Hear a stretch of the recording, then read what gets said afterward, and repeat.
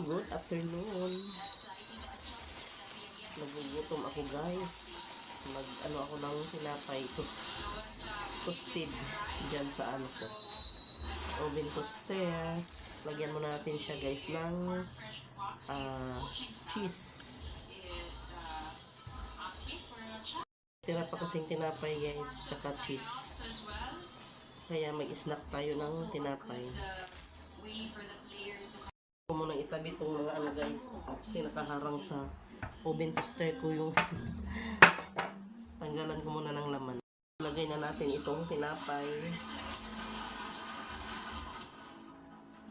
Yan. Iinitin lang natin siya dyan guys. Guys, hintayin na lang natin siya na ayan, gumagana na siya. Maya. Ayan na, malapit na siya. Ayan na guys, mabango na. Init na yung tinapay natin. Ayan guys, tingnan nyo ba naman guys. Aray ko, ang init. Hahanguin na natin. So, ayan na guys.